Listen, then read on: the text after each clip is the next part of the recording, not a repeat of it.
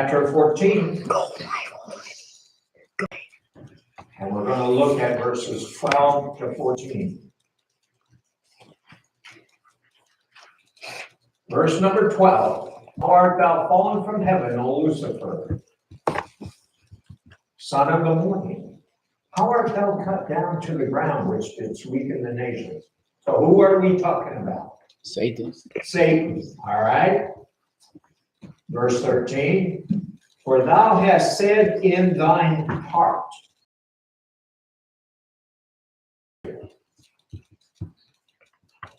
What is that? A light. What does a light bulb represent? Idea. Idea. Yes. And that's what God is telling him. You said in your heart, your mind, I will exalt my throne above the stars of God. I will sit also in the sides of the north. I will ascend above the heights of the clouds. I will be like the Most High. Did he ever accomplish that? Can he ever accomplish that? No. Then why do you think God put it in the Bible? Why and to us an impossibility?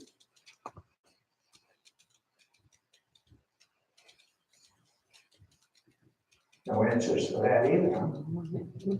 Go with me to the end of the Bible toward the end, 2 Thessalonians.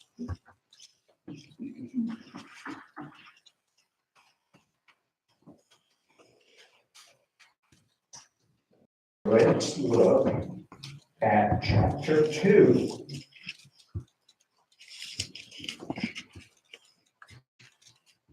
And in verse 4, it tells us that, well, in verse 3, that no man deceive you by any means, for that day shall not come except there come a falling away first, and that man of sin revealed, the son of perdition. Who is that? Satan. Satan. Remember this, brothers and sisters. All evil ends up at Satan's desk. All good ends up at God's desk. Do you believe that? Absolutely. So it doesn't matter who we're talking about. If it's evil, it's ultimately Satan. John 8:44 tells us so. You are of your father the devil, and the lust, the unnatural desires of your father, you will do. So the buck stops with him. Okay? So let's read on. Who opposeth and exalteth himself above all that is called God. Let me ask you, do you know your tenses? Past tense, present tense, future tense. All right. What I just read, which one does that fit? Past, present, or future? Present tense. Okay. Or that is worshipped. Past, present, or future? Present. So that he, as God. Past, present, or future? Present. Present. Sitteth in the temple of God. Present. Show himself that he is God. Present. Present tense. What did you just tell me a minute ago? Can't happen, won't happen, didn't happen. God's word said it was happening when they were writing these words. Verse 7, look at it. For the mystery of iniquity doth what? It's already at work. Already working. Only he who now letteth, that would be God, will let until he be taken out of the way, and that's Satan. So, brothers and sisters, we cannot say what God puts in his word is an impossibility, and we don't have to worry about it. It's critically important. God doesn't waste his time on unnecessary counsel, does he? Has he ever? Never on your life. So, what we need to understand is, how does it work? And God says, I'll show you how it works. Let's go to Psalms 77:13. Psalm 77, verse 13.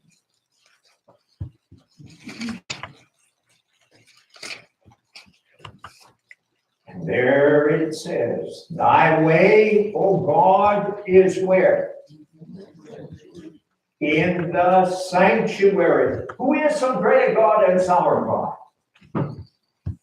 But I want to tell you and show you from God's word, the sanctuary is not only going to show us God, it's also going to show us how Satan works.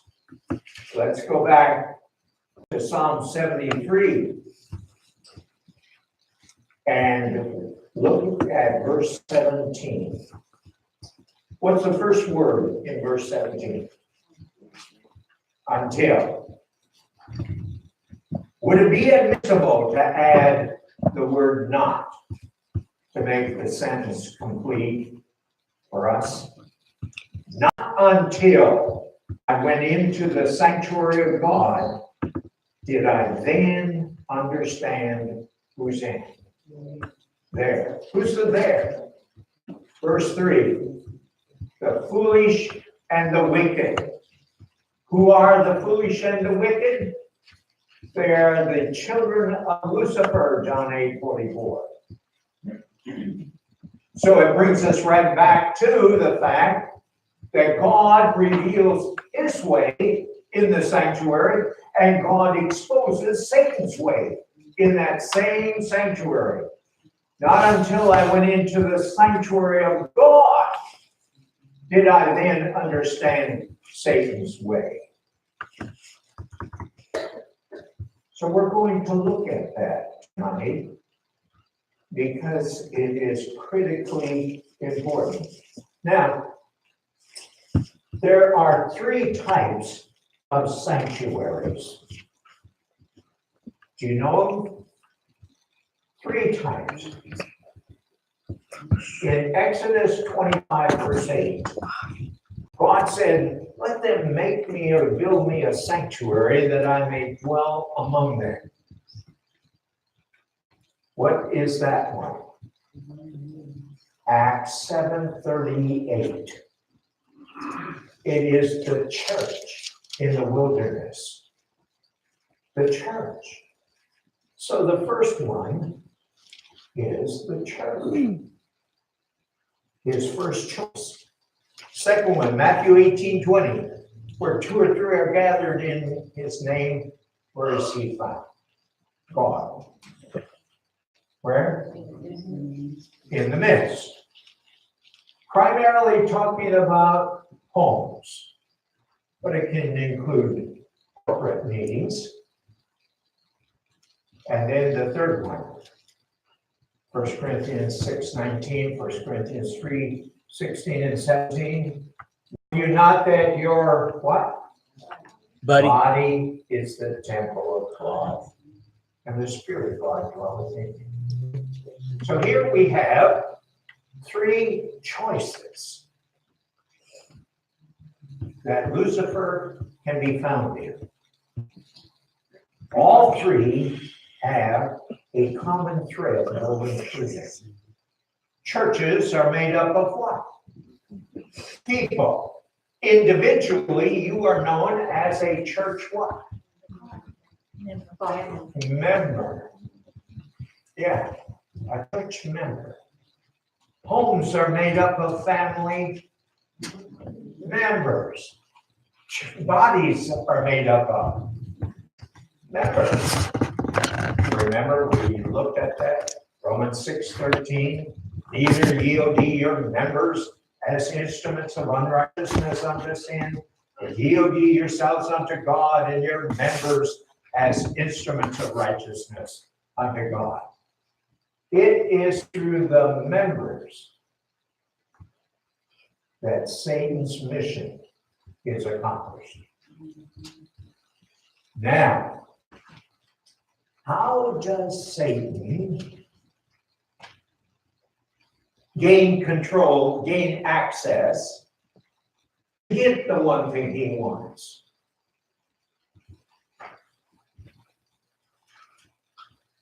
He becomes an angel of what? An angel of what? 2 Corinthians 11, verse 14. Well, we need to start at 13 to give it the full service. For such are false apostles, deceitful workers, transforming themselves into the apostles of Christ. That's called self-promotion. And no more marvel, for Satan himself is transformed into a what? Angel of light. So when he comes to work on the members, that's what's being dealt with. An angel of light. Now the question is, how deceptive can Lucifer become when he comes as an angel of light? What does very mean?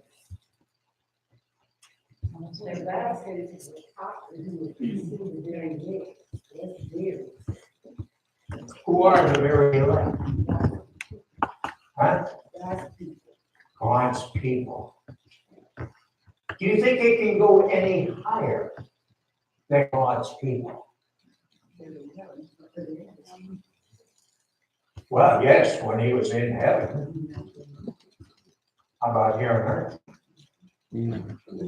Do you realize that Lucifer deceived Jesus Christ temporarily?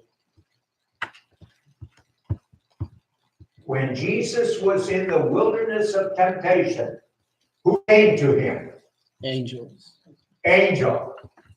And who did Jesus find out it really was? Satan. Satan. How did he recognize him? By his appearance or by his words? His words.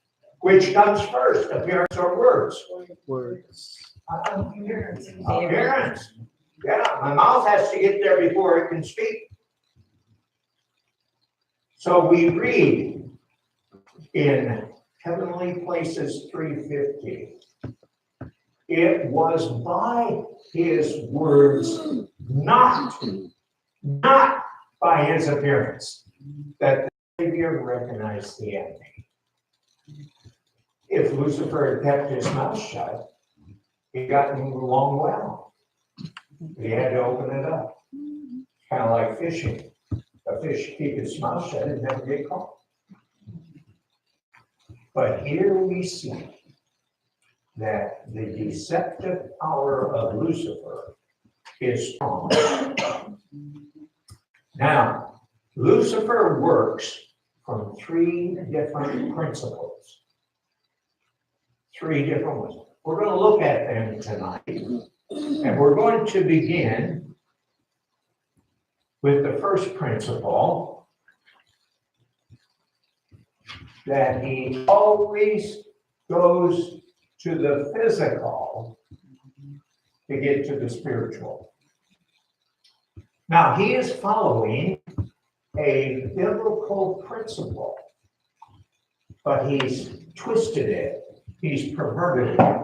1 Corinthians 15:46 says, howbeit, that was not first which was spiritual, but that which is natural or physical, and afterwards that which is spiritual. Satan's following scripture with a twist. Where did he start this principle following? Going to the physical to get to the spiritual. Go with, huh? Garden of Eden, that's right. Let's go back to Genesis chapter 3. And let's see how it all worked.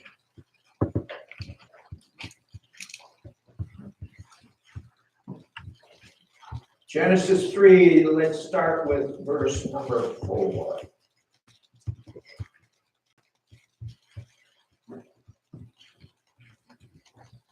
And the serpent said unto the woman, when somebody is talking to you, what part of your anatomy are they engaging? Eyes. When they're talking? Oh, mouth. Ears. When Ears. they're talking? Yeah. There, now we got it. Ears. All right, and then let's go down to verse number 6. And the woman saw. Now what part of an eye? Eyes. Sight. That the tree was good for food. How do you know when things are good for food? When it's good to eat.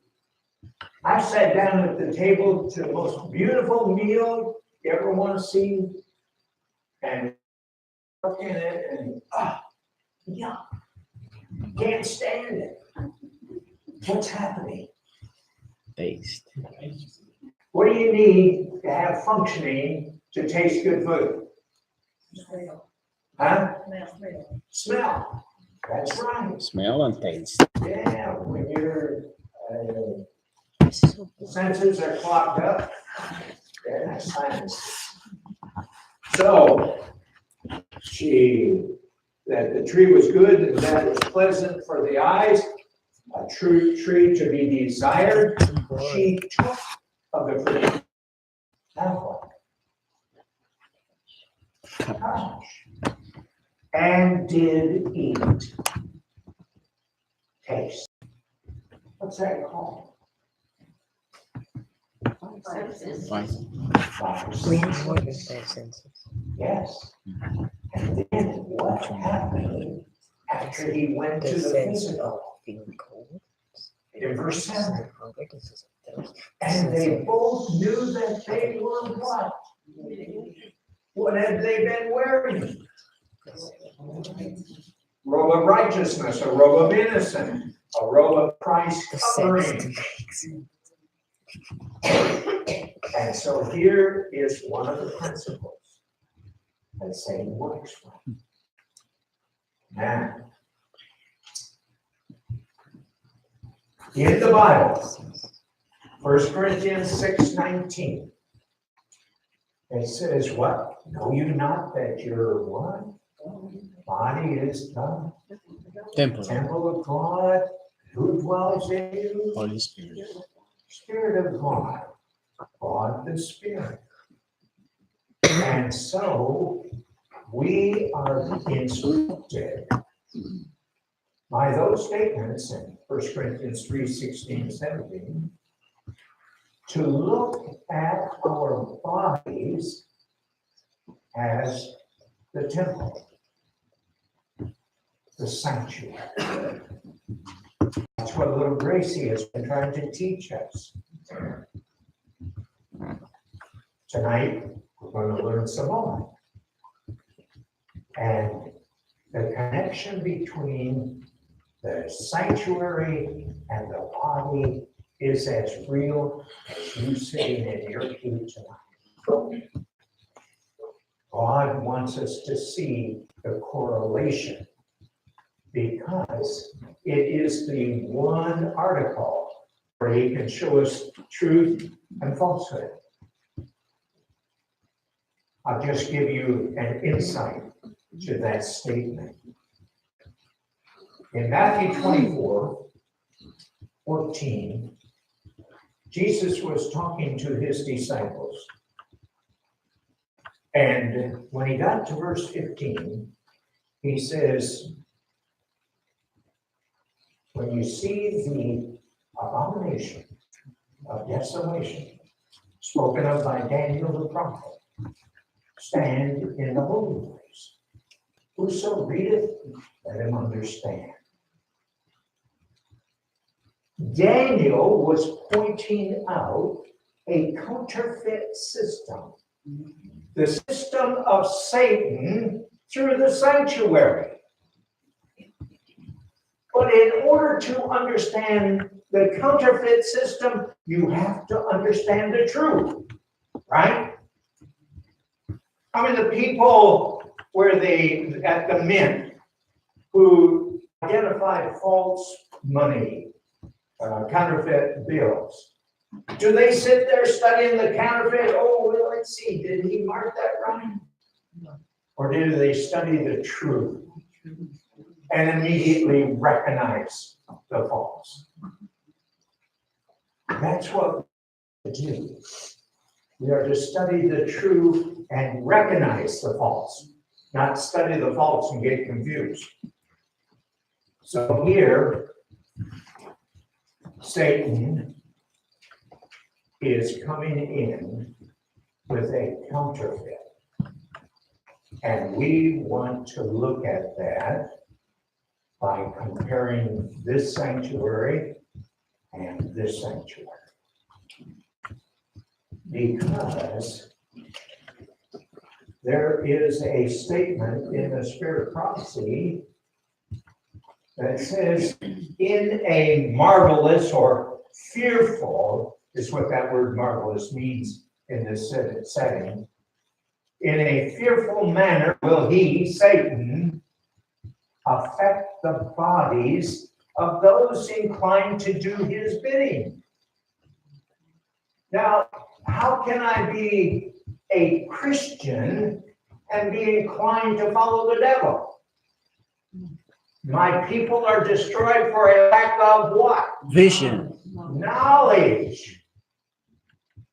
Because you have rejected knowledge. God wants us to understand this. He doesn't want us to be lost simply because we wrote off certain life. Couldn't happen, didn't happen, won't happen. No, brothers and sisters. We need to be Bereans. Remember the story of the Bereans? More noble than those in Thessalonica. Why? Because they came prepared to hear the message, and then they went home and studied how often? Daily, to see if these things were so. Yes. So that's what we're going to do. So let me put up a parallel to the sanctuary.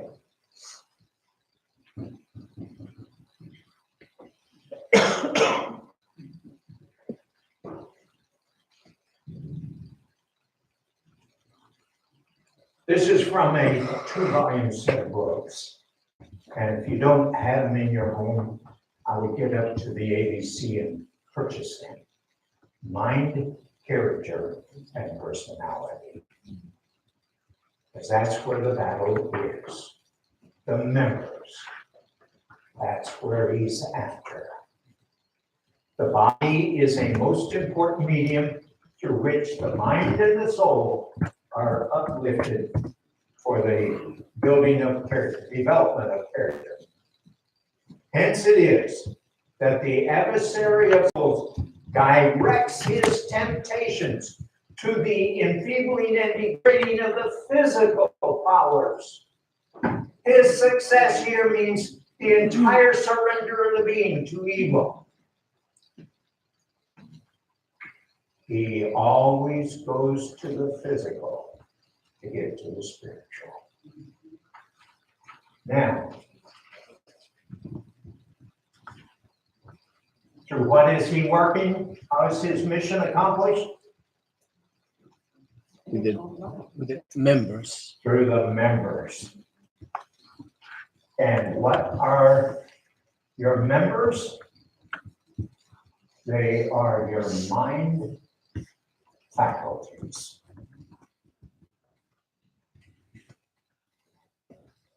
All right, so what we're going to do now is we are going to put them up, identify them, and then we're going to identify their function.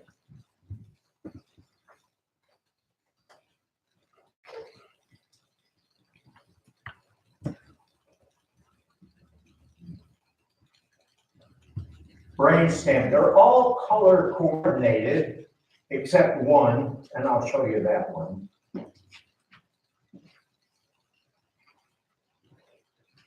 Limbic area. No, you don't want to fall.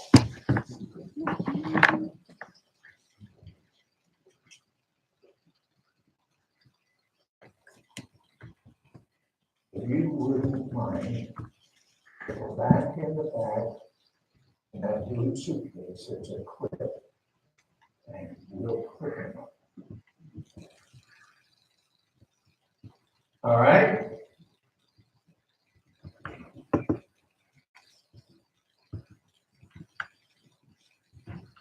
Then we have the occipital lobe.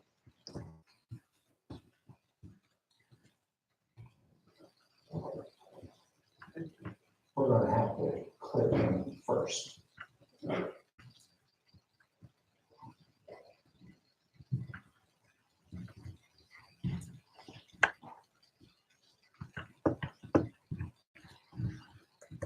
Yes.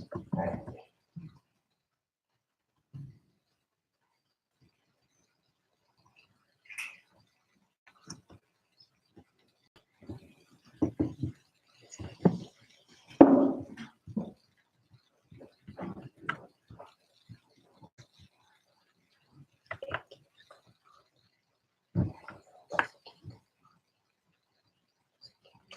All right, thank you. It's a whole community to do this program. Yeah. All right. Then we have the occipital lobe, the cerebellum,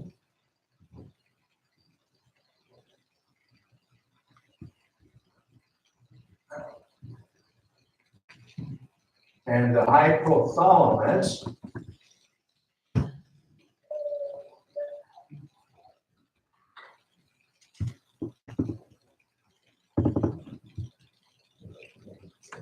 Thank you. I'll give you your exercise.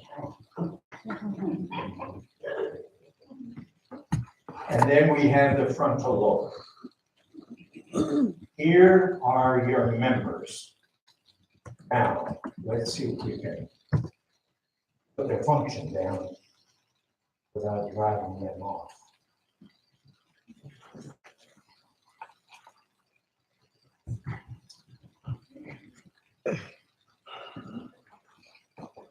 Our brainstem has to do with heartbeat, blood pressure, and breathing.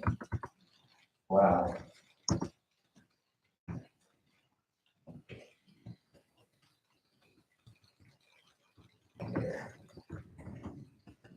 Heartbeat, blood pressure, and breathing. Our limbic area has to do with our emotions. The occipital lobe, clear in the back of your head, has to do with vision. And then we have the parietal lobe, and that has to do with touch. The cerebellum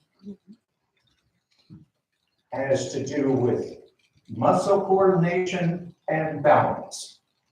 The hypothalamus has to do with appetite, sleep cycles, and sexual drives. And the frontal lobe is your will, where you make moral choices. Now, in that group, there are two thrones, just as there are two thrones over here. Remember that table of showbread was the throne of God prior to the Day of Atonement. Afterwards, the Ark of the Covenant became the throne. So Lucifer said, I will exalt my throne above the stars of God. So let's find out, where are these thrones? In Exodus 25, verse 22, that's where God said, I will meet with you above the mercy seat, between the two covering cherubs, for I will give you laws and commands. So his throne was the central command center for the camp of Israel. Where do we find a parallel for that in the body temple? A command center. Gotta speak out. The brain. Well, it's all the brain. Frontal lobe, the will. All right. Good choice. But now, that's not the one Satan wants. He says, oh, just give me that little one. Since 1844, he's been working out of his throne. He did fulfill it. He is fulfilling it. Where is the one that he would want in the body?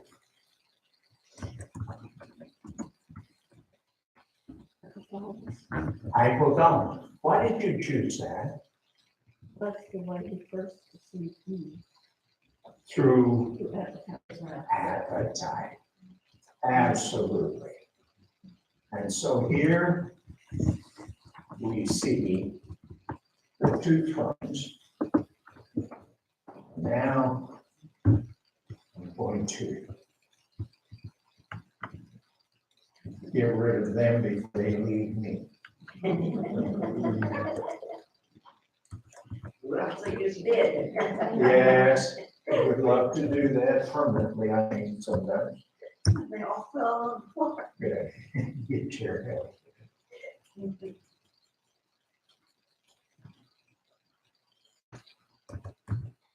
That raises a question.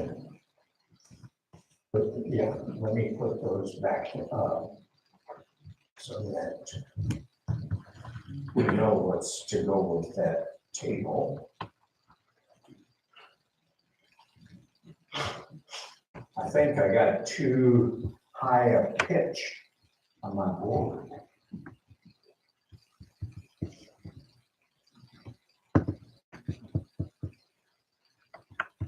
The question concerning his choice is why? Why would he choose that? Why would Satan choose the hypothalamus? Well, that's true. That's true. Now, there's not a lot known about the hypothalamus. But what we do know is critically important. Let me begin with a picture. What do you see there? Bananas. Bananas, thank you. There was a church out in California. They couldn't see well. They called it the duck's foot. Man, I drew that thing. You just killed my ego. How many bananas? 4. 4. You take those 4 bananas, shrivel them up, So they're no larger than a raisin in your mind. That's your hypothalamus. They're nerve cells. That's all they are. Now, here's some things we know. Men have larger hypothalamuses than women. That's a God thing, not a male chauvinist thing. Okay? Created that way. It is one of two areas that has the purest blood supply and the finest nerves of the brain. Beginning to see why the interest would be there? Now, let me read to you something. This is out of a physician's reference book. And they're labeling functions. And this guy says, nestled between the thalamus above and the brainstem below, that's looks like a drumstick, lies a small cluster of nerves called the hypothalamus, that red dot. From it arises feelings of pleasure, punishment, hunger, thirst, aggression, rage, and sexual arousal. Had this function been known according to this reference book, no doubt it would have been labeled the devil's playground. That's not a religious book, just a reference book. Do you think that people know more than we do about our body temple? Now, here's something else, another principle that Satan works from. Satan always uses agents.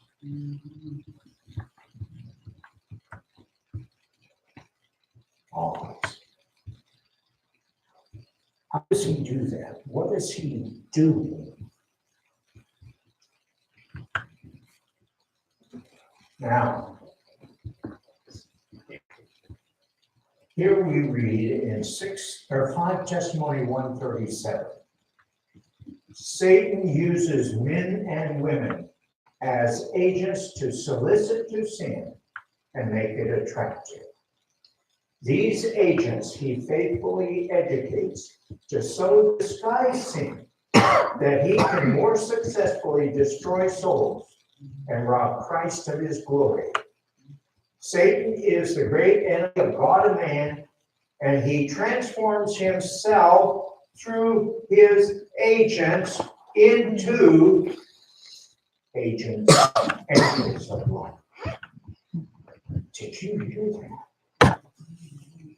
He transforms himself through his, who are men and women, into angels of light. How can that be? Well, I'm going to stop reading there for just a moment and ask you a question. If you heard a knock on your door, went to the front door, opened it up, and there is a man standing there with red pajamas on, 2 little horns up here, a tail wagging, and a pitchfork in his hand, and he says, "Oh, come on, I'm going to show you something." What would you say to him?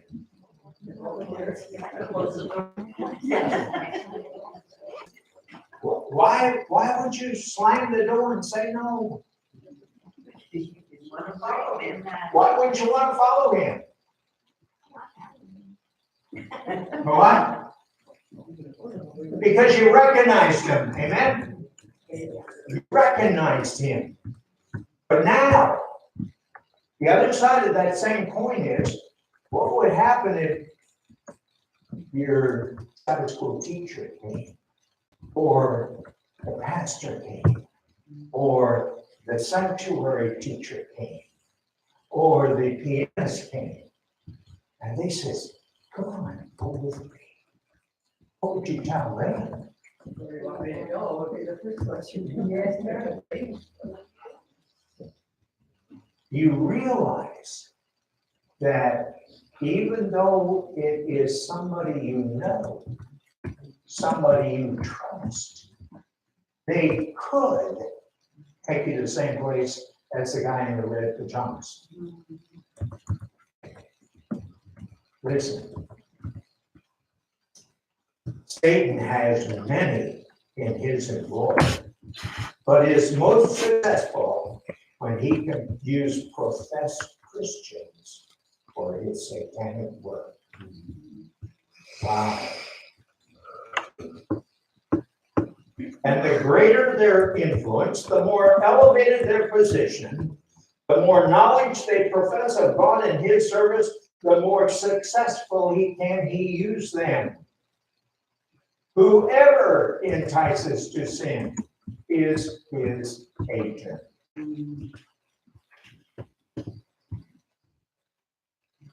Can I stop preaching and go to meddling for just a moment? I'm going to give you 2 words to describe a situation that fits this setting. And they're called fellowship meals. But we call them what? Potluck.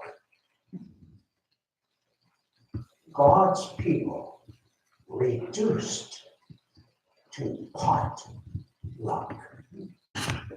Oh, I know the origin of that word. That's not right. First of all, the name does not belong to God's elevated people who are on their way to heaven to live as and with angels. Can you say amen to that?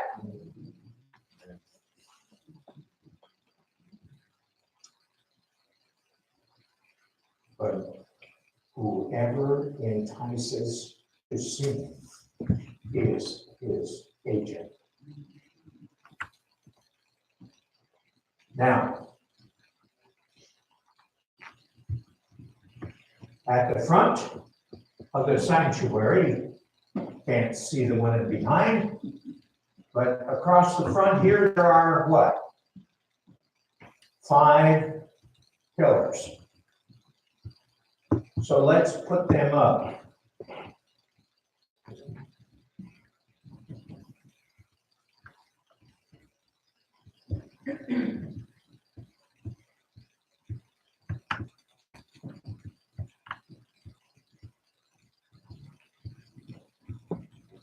What does that spell? Tenant. What's a tenant? Occupant. A what? Occupant. No, wrong spelling. The proposition or a statement. Yeah, doctrine. Yes.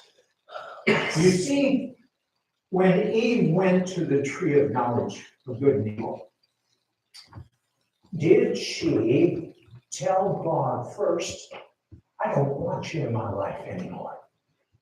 I don't want to be a Seventh-day Adventist. I don't want to go to heaven. Did she tell him any of that? No. No. She went and allowed Satan to get through all 5 senses, and he got on his throne, and she called right wrong and wrong right. So we do also. When we want to do what we want to do, hear what we want to hear, go where we want to go, we don't make an announcement, take my name off church books. No, we add our lifestyle to that. And then on our way to doing what we want to do, we influence others around us. That's why God put this study in his sanctuary setting. Because he wants us to know his way and the counterfeit.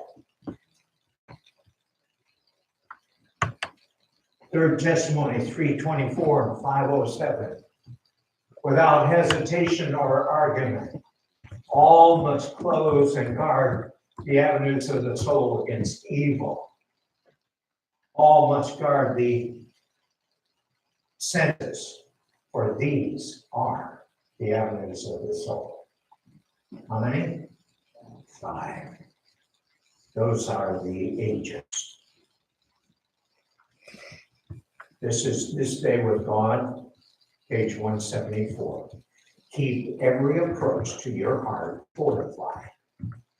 You must put up the bars against the approach of Satan. The bars. How many? 5. The careless neglect to guard one path to the fortress may prove the city. The neglect to guard one path to the fortress. Oh, I read that. The careless neglect of one sentinel will imperil the entire army. Now, speaking of military, how many branches of military do we have in the United States? 5. What's name? Army, Navy, Marines, Air Force, and Coast Guard. Now, as we think about that, what is the one word that describes the reason for their existence? One word. Defense. Defense. All right. Let's go back over to our study now in the body temple. Have you figured out what the number one thing is Satan wants from you? I want to see hands if you have an idea.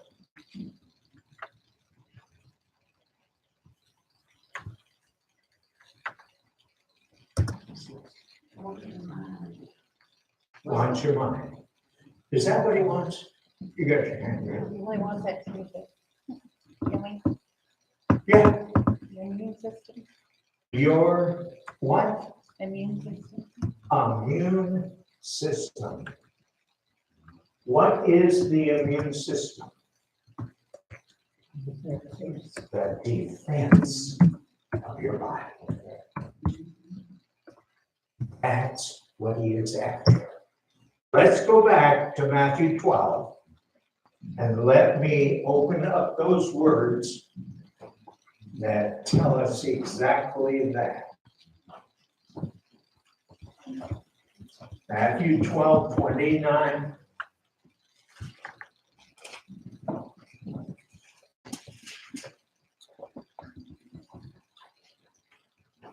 Or else, how can one enter into a strong man's house? It's talking about your body temple. Strong is indicating it is healthy. When your immune system is in order, you are strong. You are resistant. All right? And spoil his goods. Spoil in the original means to seize and pilfer.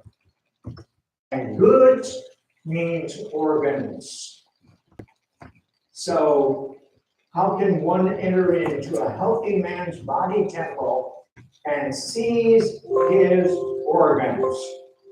Except he first bind. Bind means to isolate and separate. And that's Satan's plan always, to separate and isolate. And there you get victory. We have heard through the last 10 years maybe about genocide. ethnic cleansing. How is that accomplished? By turning neighbors against neighbors. We saw it with the Jewish community. They were turned in by their neighbors and co-workers. Satan is still working under that principle. Divide and conquer. That's what it is.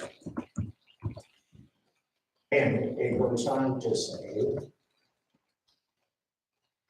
first, isolate, separate the strong man. What's the strong man in your body? The immune system. And then he will spoil or seize and pilfer his whole body temple.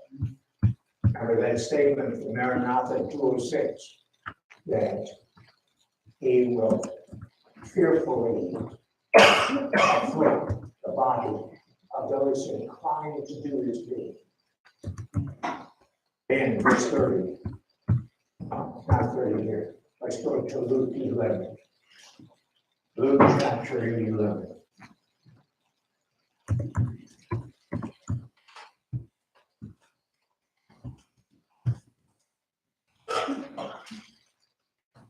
Luke 11:21.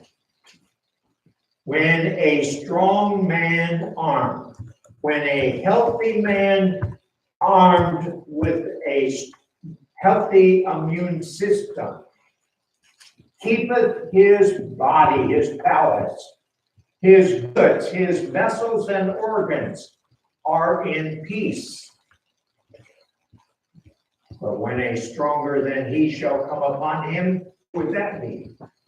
Are you stronger than Satan? Wiser? No, Richer? no. No. A stronger than he shall come upon him and overcome him. Question. Can Satan come upon you and overcome you without your permission? No. No. Do you realize that everything that comes to you comes from Jesus Christ? If you don't,